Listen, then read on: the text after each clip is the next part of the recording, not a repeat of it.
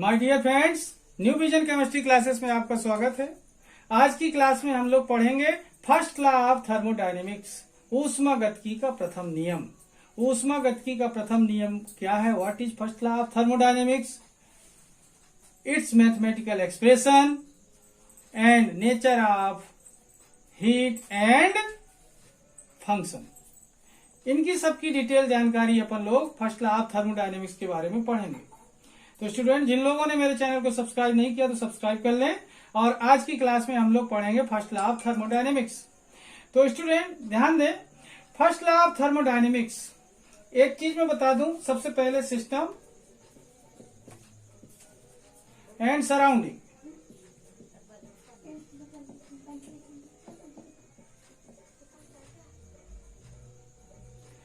अब देखें, जब एनर्जी का ट्रांसफर या तो सिस्टम में हो, एनर्जी कहां जा रही है? सिस्टम से सराउंडिंग में जा रही है अभी, और सराउंडिंग से सिस्टम की ओर हो, दो में से कोई एक काम होता है।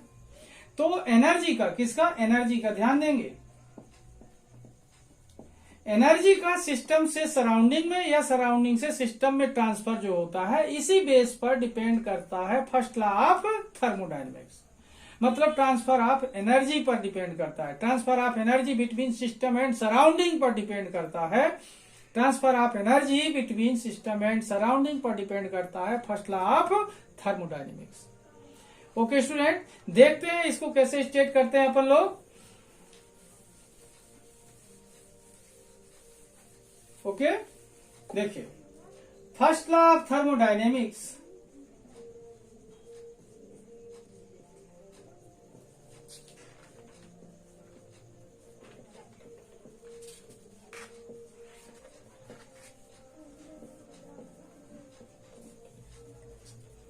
depends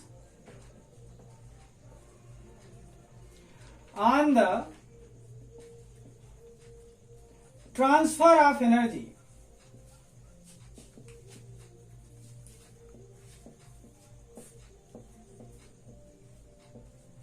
between system and surrounding.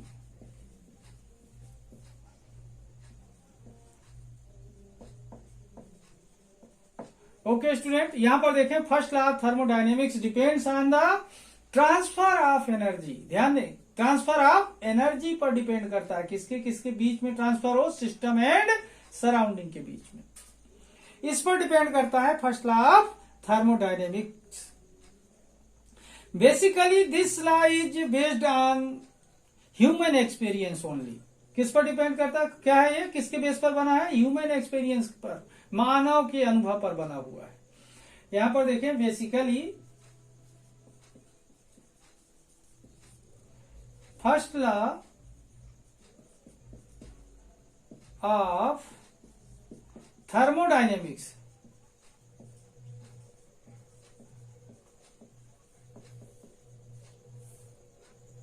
based on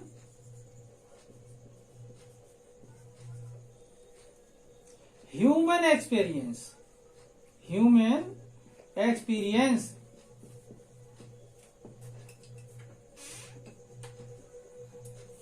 किस पर?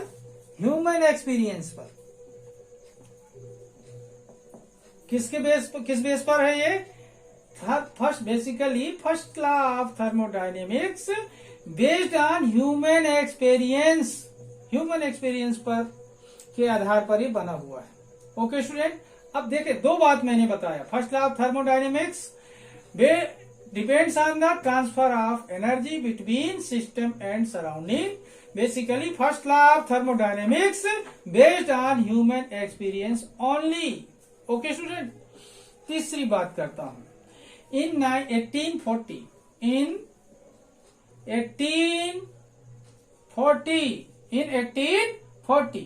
मेयर, ध्यान दें, किसने? Mayor and Helmholtz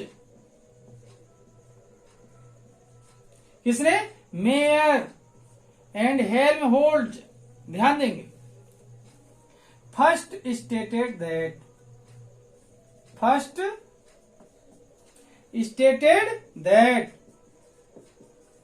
okay student, इसे सर्वप्रथम किसने एक्सप्लेन किया? मेयर एंड हेल्महोल्ट्ज ने सबसे पहले एक्सप्लेन किया इसको। ओके स्टूडेंट, तो इस तरीके से मैंने आपको 3 बात बताई। First law of thermodynamics depends on the transfer of energy between system and surroundings. Basically first law of thermodynamics based on human experience only. In 1840, Mayer and Helmholtz first stated that, ध्यान दें, सबसे पहले किसने इसको state किया student? Mayor and Helmholtz ने। Okay, अब देखें मेयर एंड हेल्महोल्ट्ज ने क्या बोला। ओके, अब देखते हैं अपन सबसे पहले किसने इसको स्टेट किया, मतलब मेयर एंड हेल्महोल्ट्ज ने स्टेट किया और क्या बताया इसको यहां पर देखते हैं। Any type of energy can not B obtained. ध्यान देना, इनने क्या बताया? Any types of energy can not be obtained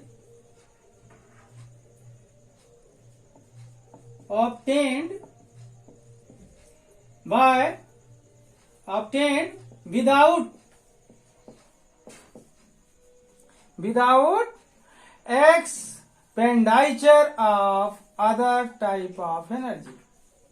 Without the expenditure,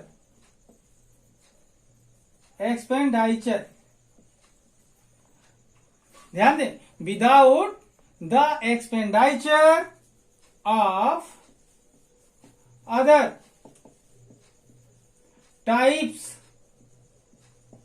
of energy.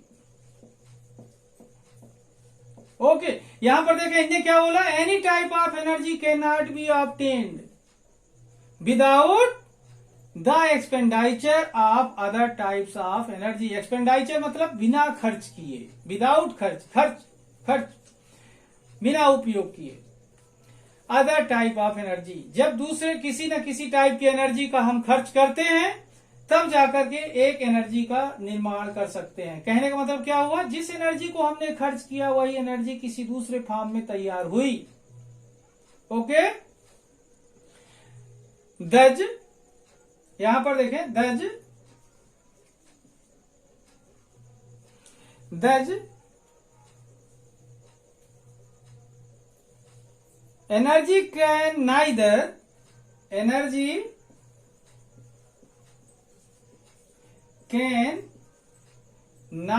ध्यान दें, energy can neither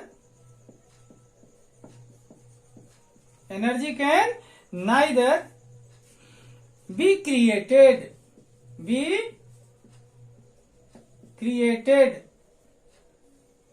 okay, energy can neither be created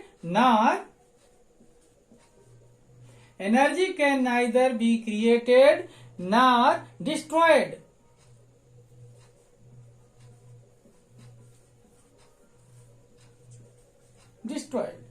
ध्यान दें, 2 बात यहां पर किया मैंने। Energy can neither be created मतलब बना नहीं सकते, नार डिस्ट्रॉयड, ना तो इसे अपन क्या कर सकते? डिस्ट्रॉय कर सकते।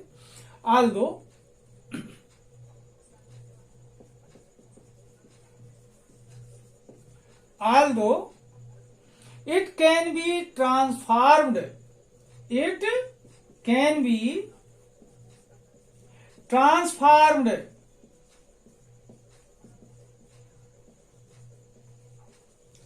क्या कर सकते हैं इसे? It can be transformed from one form to another form,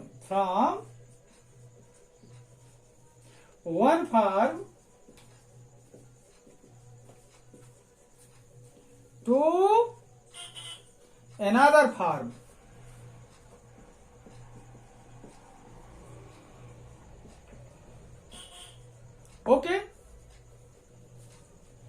यहां पर ध्यान दें,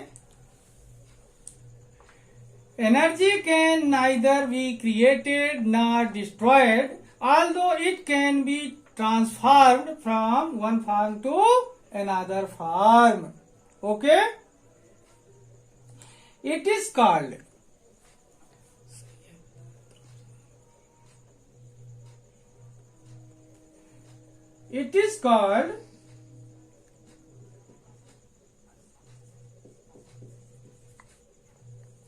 first law of thermodynamics.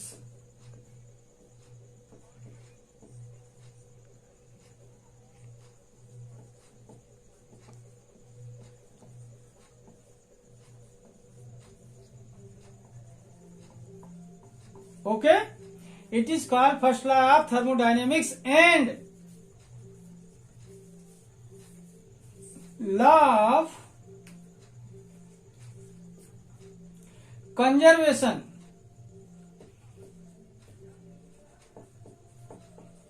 Conservation ध्यान देंगे, and law of conservation of energy.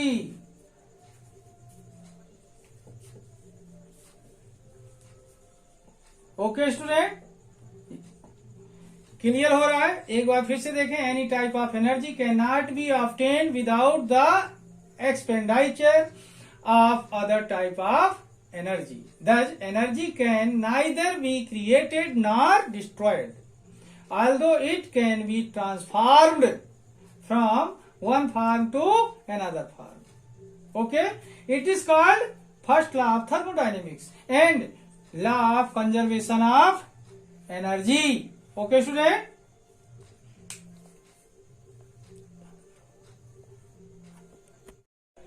अब देखते हैं स्टूडेंट इसका मैथमेटिकल एक्सप्रेशन. क्या देखते हैं? Mathematical expression. Mathematical expression.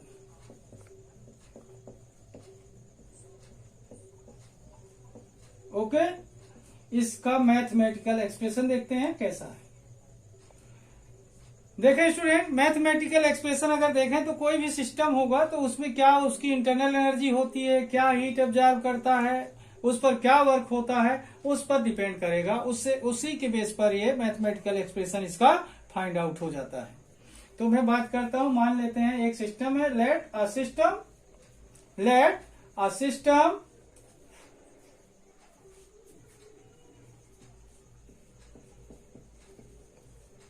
let a system have internal energy E1. ध्यान दें, let a system have internal energy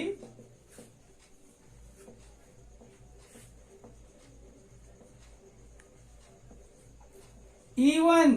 ध्यान देंगे, let a system have internal energy E1.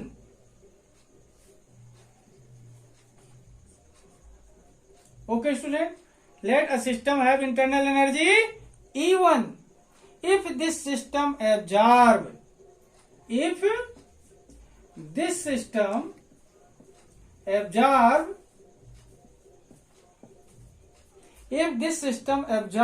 Q amount. ध्यान देंगे, स्मॉल Q बना रहा हूं यहां पर, Q amount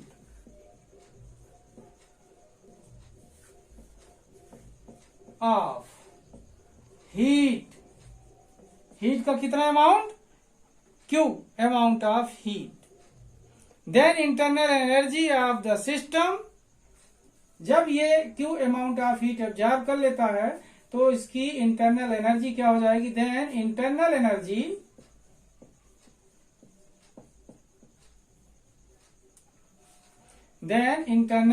energy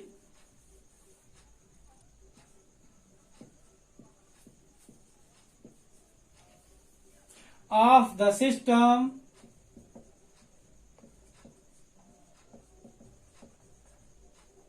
increases.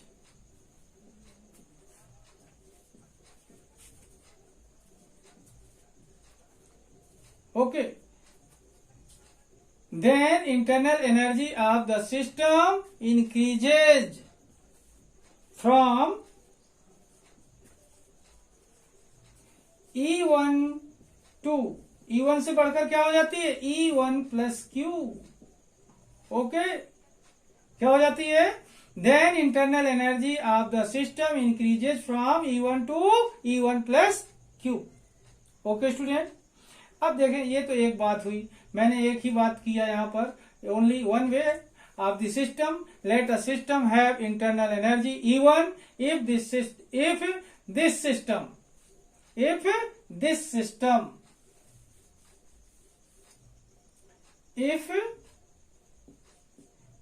system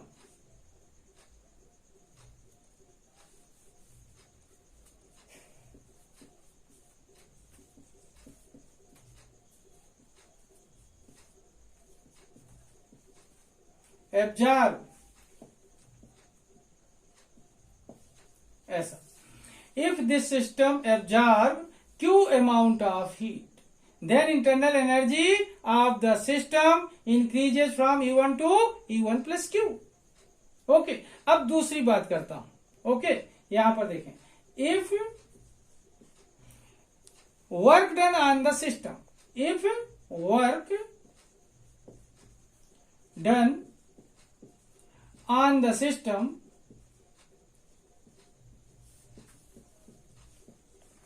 if work done on the system is W। Okay student, क्या वर्क किया जा रहा है, W, ध्यान देंगे। If work done on the system is W and internal energy increases, and internal energy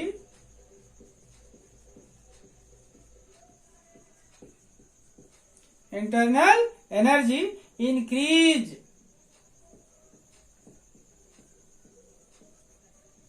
to E2।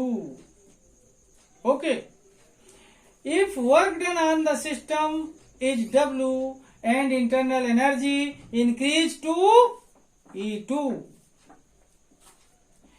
it can be expressed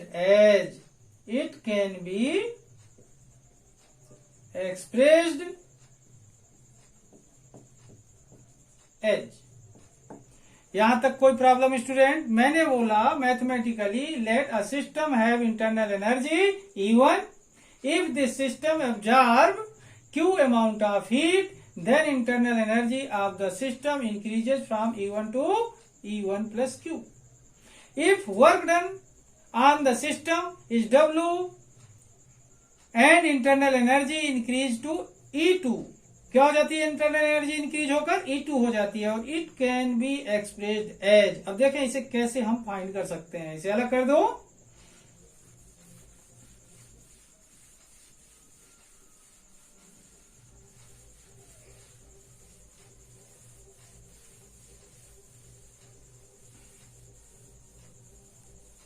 देखें,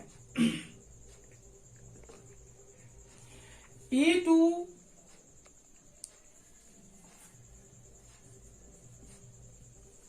equal to E1 plus Q plus W। Work done क्या था, W। Okay student, अब यहां पर देखें, और E2 minus E1, energy एक तरफ किया तो ये एनर्जी इधर आएगी तो क्या हो जाएगी, माइनस होगी। तो क्या होगा student, E2 minus E1 equal to Q plus W। अब इधर क्या बचेगा, Q प्लस W। ओके, अब यहां पर देखें, ये चेंज के लिए हम डेल यानी वेरिएशन यूज करते हैं, डेल E, ये equal to Q plus W। Okay student, यहां पर देखें, हम यहां पर जो ये इक्वेशन देख रहे हैं, ये इक्वेशन मैथमेटिकल एक्सप्रेशन है first law of thermodynamics. Okay, this equation is called mathematical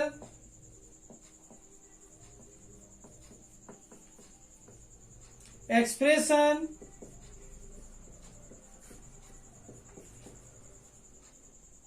of the first law of of the first law of thermodynamics.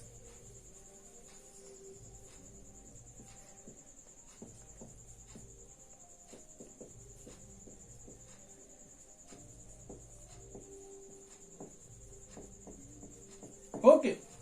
This equation is called mathematical expression of the first law of thermodynamics. Okay student, अब यहाँ पर देखें कि ये जो Q है, W है, Q amount of heat है, W क्या है, work done on the system है. ये nature wise positive and negative both हो सकते हैं. Q एंड W में भी पॉजिटिव एंड नेगेटिव आल्सो. तो देखते हैं हम इसके बाद nature of Q and W. ये अलग कर देता हूं, nature of Q and W. देखिए, nature of Q and W की बात करते हैं स्टूडेंट. ओके, ये अलग कर दो. Okay, nature of Q and W. देखिए, nature of Q and W. Okay, nature of Q and W. ध्यान देंगे student, first law of thermodynamics के बारे में ही बता रहा हूं, लेकिन Q और W जो आया उसके एक्सप्रेशन में इसके नेचर अलग अलग हो सकते हैं. First, if the work done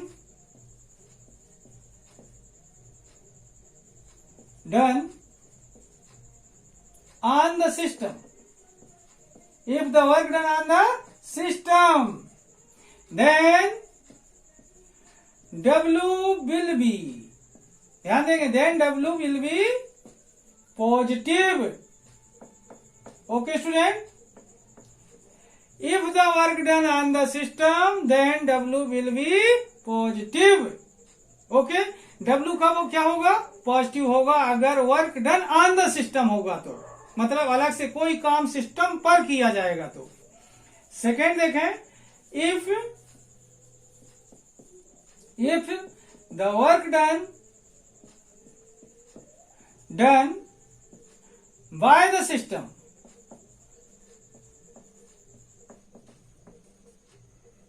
then W will be negative. Okay, ध्यान दें, मैंने बोला work done on the system, इस बात को ध्यान रखना है. इसमें क्या बोला, work done by the system. तो work done on the system, तो W क्या हुआ, ये क्या हुआ, positive. Work done by the system, तो W क्या हो गया, नेगेटिव. सेम ऐसा ही कंडीशन देखना. Third point, if Q heat absorbed by the system,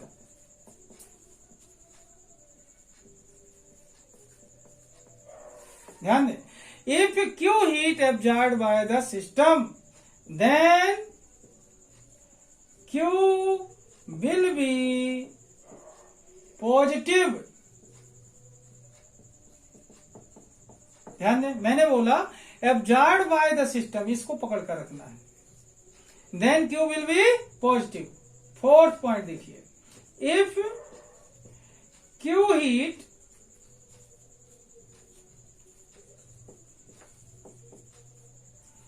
released, यहां पर ध्यान देंगे absorbed, और यहां क्या बोल रहा हूं, released by the system. क्या बोला मैंने, if Q heat released by the system, then Q will be negative.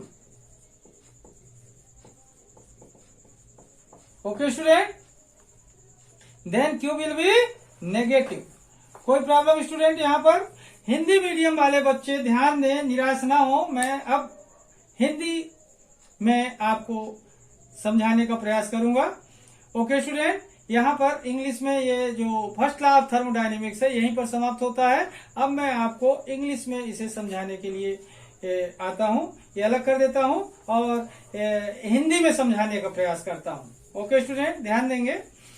English में यहाँ पर आपका ये फर्स्ट लॉ ऑफ थर्मोडायनेमिक्स समाप्त होता है। अब बात करता हूँ हिंदी में फर्स्ट लॉ ऑफ थर्मोडायनेमिक्स की।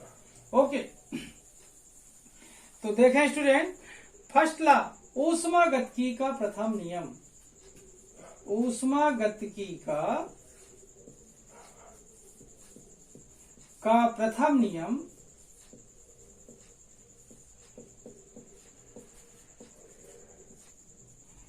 निकाय, ध्यान देंगे, निकाय मतलब तंत्र, निकाय तथा घिराव यानी सराउंडिंग, घिराव के मध्य ऊर्जा के आदान प्रदान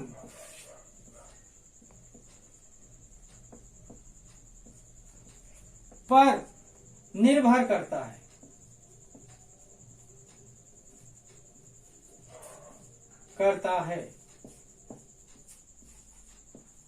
ओके, अब यहां पर देखें, एक पॉइंट आपको मैंने अभी एक्सप्लेन किया कि ऊष्मागतिकी का प्रथम नियम निकाय तथा घिराव के मध्य ऊर्जा आदान प्रदान पर, ऊर्जा के आदान प्रदान पर क्या होता है, निर्भर करता है। ऊर्जा के आदान प्रदान पर निर्भर करता है।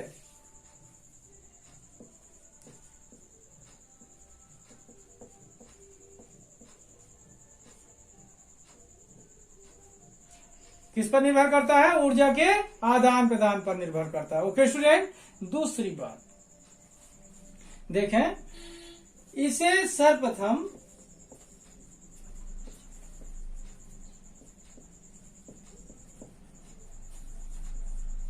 1840 में, इसे सर्वप्रथम 1840 में मेयर तथा हेल्महोल्ट्ज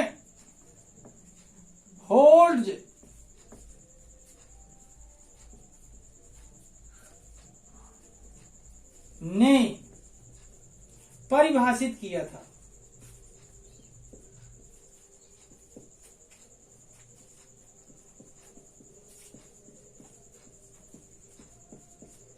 दो बात हो चुकी स्टूडेंट। ऊष्मागतिकी का प्रथम नियम निकाय तथा घिराव के मध्य ऊर्जा के आदान प्रदान पर निर्भर करता है। इसे सर्वप्रथम, दूसरी बात, 1840 में मेयर तथा हेल्महोल्ट्ज ने परिभाषित किया था। ओके, तीसरी बात इनने क्या बताया, इनके अनुसार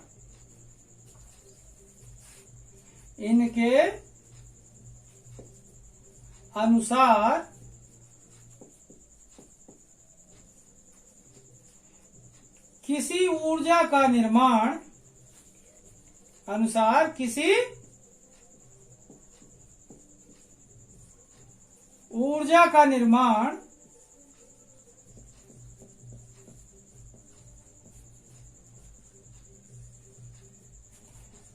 दूसरी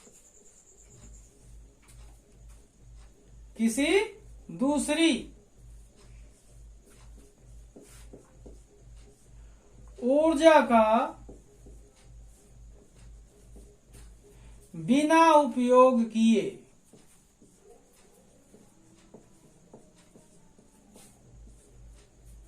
किए संभव नहीं है।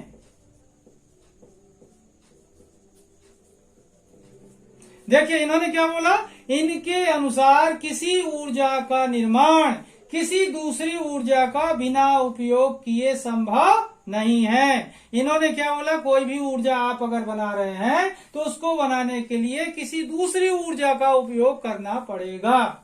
ओके स्टूडेंट, अगर हम किसी ऊर्जा का निर्माण कर रहे हैं तो उसके बनाने के लिए किसी दूसरी ऊर्जा का उपयोग करना पड़ेगा। अगर उसका उपयोग नहीं करते हैं तो किसी भी ऊर्जा का निर्माण करना संभव नहीं है। ओके स्टूडेंट, अब बात करता हूं इसके मेन स्टेटमेंट की। ये अलग कर दो। देखिए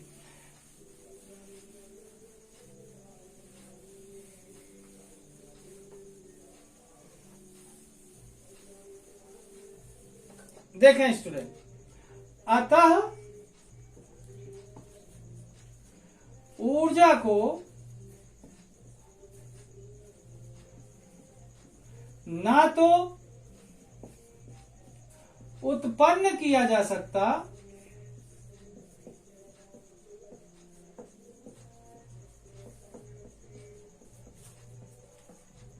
और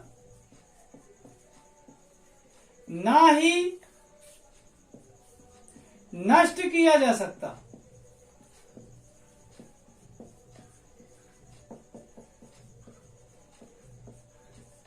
बल्कि इसे एक रूप से दूसरे रूप में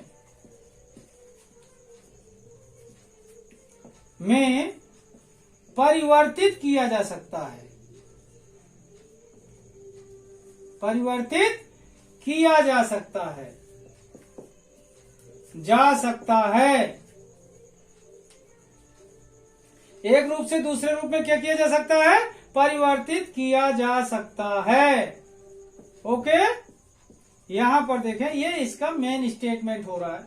ऊर्जा को ना तो उत्पन्न किया जा सकता और ना ही नष्ट किया जा सकता, बल्कि इसे एक रूप से दूसरे रूप में परिवर्तित किया जा सकता है। ओके स्टूडेंट, अब देखते हैं इसका मैथमेटिकल एक्सप्रेशन, गणितीय व्यंजक।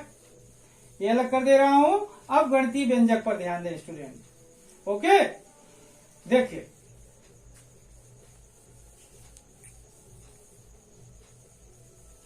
देखते हैं गणितीय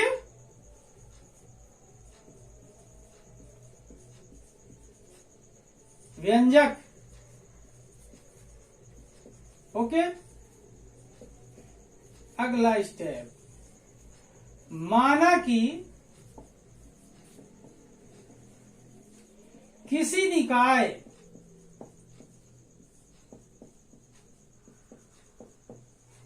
की प्रारंभिक आंतरिक ऊर्जा E1 है। ध्यान दें, क्या मान लिया अपन ने? माना कि किसी निकाय की प्रारंभिक आंतरिक रहा है स्टूडेंट, आंतरिक ऊर्जा E1 है। यदि निकाय Q ऊष्मा अवशोषित, यदि निकाय Q ऊष्मा अवशोषित करता है तो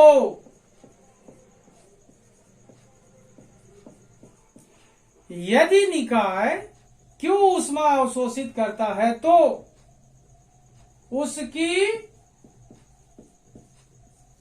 ऊर्जा बढ़कर E1 प्लस Q हो जाती है। ओके, क्योंकि E1 पहले से थी और Q उसने ऑब्जर्व कर लिया, तो क्या हो गई? E1 प्लस Q हो गई। अब ये यहां पर ध्यान दें, E1 थी, Q ऊष्मा उसने ऑब्जर्व की, अवशोषित की, तो क्या हो गई? E1 प्लस Q हो गई। ओके स्टूडेंट, अब बात करते हैं, यदि निकाय पर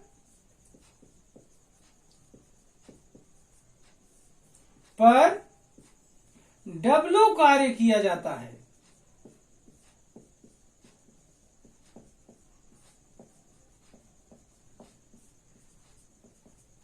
तो यदि निकाय पर कौन सा कार्य किया जाता है? W कार्य किया जाता है तो उसकी आंतरिक ऊर्जा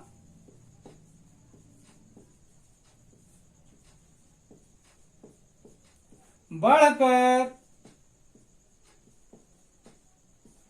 E2 हो जाती है। क्या हो जाती है? E2 हो जाती है। ओके स्टूडेंट, इतने में कोई प्रॉब्लम। माना कि किसी निकाय की प्रारंभिक आंतरिक E1 है। यदि निकाय Q ऊष्मा अवशोषित करता है तो उसकी ऊर्जा बढ़कर E1 प्लस क्यू हो जाती है। क्या हो जाती है? E1 प्लस क्यू हो जाती है।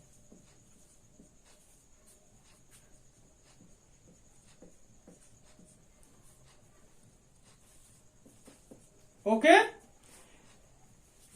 यदि निकाय पर W कार्य किया जाता है तो उसकी आंतरिक ऊर्जा बढ़कर क्या हो जाएगी? E2 हो जाती है, जब उस पर कार्य किया जाएगा तब।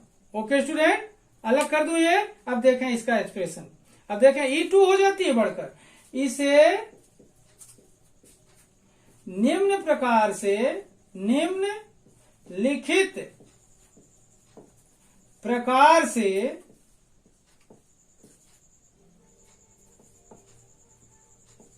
प्रदर्शित किया जा सकता है।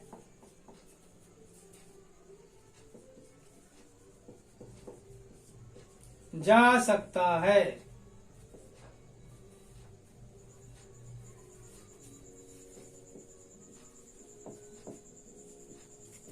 ओके, ये अलग कर दो स्टूडेंट। अब देखें इसे कैसे प्रेजेंट कर सकते हैं। ये अलग कर देता हूं।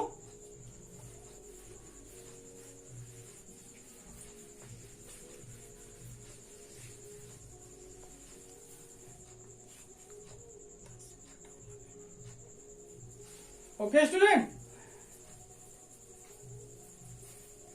देखिए E2 एनर्जी बढ़ी तो क्या हो गया? E2 इक्वल टू Q पहले से थी, E1 प्लस क्यू थी, तो क्या हो गई? ये जो E2 है तो क्या हो गई? E1 plus Q. Okay, plus W work किया तो क्या हो गया? E2 equal to E1 plus Q plus W। अब एनर्जी को इधर के लेकर आते हैं ट्रांसफर करके, तो क्या हो जाएगा? या करके देखें E2 माइनस, यहाँ पर E2 पहले से था, ये इधर लेकर आए पक्षांतर करके, तो क्या हो गया? E माइनस हो गया E1। ओके, इधर आया तो अब इस तरफ क्या बचा? Q plus W। ओके, अब यहां पर देखें ये वेरी चेंज के लिए क्या लगाते हैं? Delta, del E equal to, इसकी जगह पर हम डेल लगा सकते हैं, तो del E equal to Q plus W होगा। ये जो एक्सप्रेशन है, यह समीकरण ऊष्मागतिकी के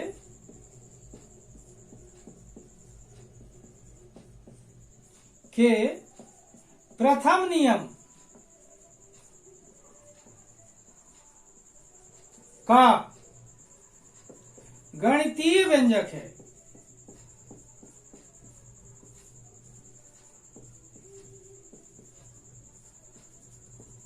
ओके,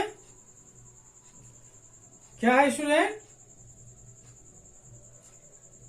यह समीकरण ऊष्मागतिकी के प्रथम नियम का गणितीय व्यंजक है। ओके, अब देखें E1 और मतलब यहां पर देखें ये E1 और E2 तो एनर्जी हो गई, ये Q और W ये ऑब्जर्व्ड हीट है और ये W है। इनके नेचर अलग अलग हो सकते हैं स्टूडेंट, ये पॉजिटिव भी हो सकते हैं और नेगेटिव भी हो सकते हैं। तो ये पॉजिटिव और नेगेटिव Q और W पॉजिटिव और नेगेटिव कब होंगे ये देखते हैं। ओके,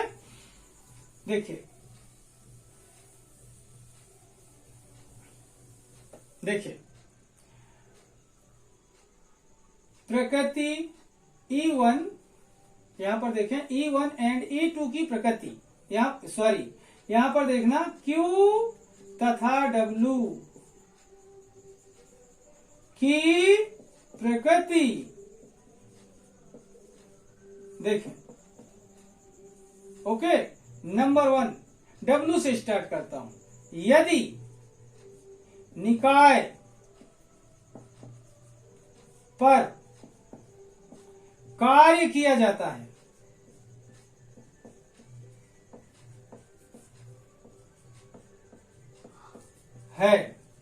तो W धनात्मक होगा। क्या होगा स्टूडेंट? धनात्मक होगा। ओके, ऐसा है। देखें दूसरा पॉइंट, यदि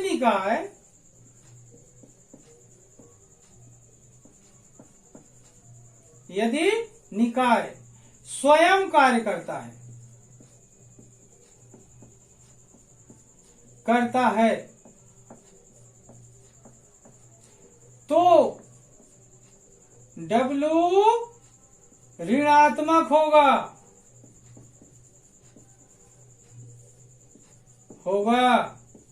ओके स्टूडेंट, यहां पर समझने की बात है। यदि निकाय पर कार्य किया जाए, मतलब निकाय काम नहीं कर रहा, निकाय पर हम काम कर रहे हैं, मतलब निकाय पर वर्क प्लस हो रहा है, इसलिए क्या होगा, ये धनात्मक होगा। यदि निकाय स्वयं कार्य करेगा तब क्या होगा, ये W नेगेटिव होगा। निकाय पर कार्य किया जाएगा तो W क्या होगा, धनात्मक होगा। निकाय स्वयं कार्य करेगा तो W ऋणात्मक होगा। अब इसकी बात करता हूं क्यों की। थर्ड पॉइंट, यदि निकाय ऊष्मा मतलब हीट मीन्स Q अवशोषित करता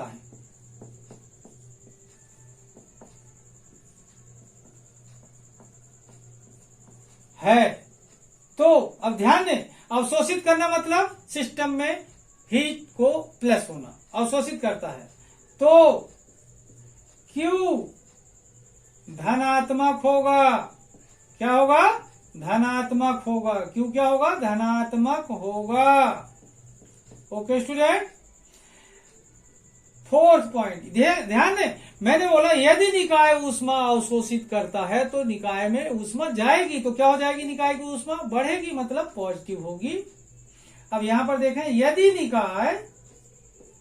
यदि निकाय ऊष्मा उत्सर्जित करता है, क्या करता है, उत्सर्जित करता है। उत्सर्जित करता है मतलब निकालता है, उत्सर्जित करता है तो यदि निकाय ऊष्मा उत्सर्जित करता है, ध्यान देंगे क्या कर रहा है, उत्सर्जित करता है। ओके, तो Q ऋणात्मक होगा। क्या होगा स्टूडेंट, ऋणात्मक होगा। ओके, इस तरीके से। अब यहां पर समझें, वर्क यदि स्वयं वर्क अगर सिस्टम पर किया जाता है, work done on the system, निकाय पर कार्य किया जाए तो W धनात्मक होगा। निकाय स्वयं कार्य करे तो W ऋणात्मक होगा। यदि निकाय ऊष्मा अवशोषित करता है तो Q क्या होगा, धनात्मक। यदि निकाय ऊष्मा उत्सर्जित करता है तो क्या होगा, Q ऋणात्मक। ओके स्टूडेंट, इस तरीके से देखें nature of Q and W। तो इस तरीके से जो फर्स्ट लॉ ऑफ थर्मोडायनेमिक्स का मैथमेटिकल एक्सप्रेशन है, वहां पर माइनस में भी Q लिखा हो सकता है और प्लस में भी लिखा हो सकता है, W माइनस में भी लिखा हो सकता है और प्लस में भी लिखा हो सकता है। तब की कंडीशन में भी ये फर्स्ट लॉ ऑफ थर्मोडायनेमिक्स का मैथमेटिकल एक्सप्रेशन होगा। वो डिपेंड करेगा नेचर ऑफ द सिस्टम पर। ओके, कि सिस्टम पर कार्य किया जा रहा है या सिस्टम स्वयं कार्य कर रहा है। ओके स्टूडेंट, एक चीज मैं और क्लियर कर दूं कि ऊष्मागतिकी के प्रथम नियम को, ऊष्मागतिकी के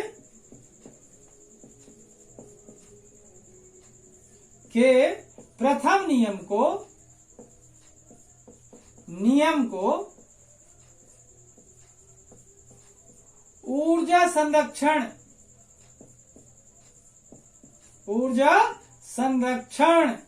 का नियम कहते हैं, का नियम भी कहा जाता है, नियम भी कहा जाता है।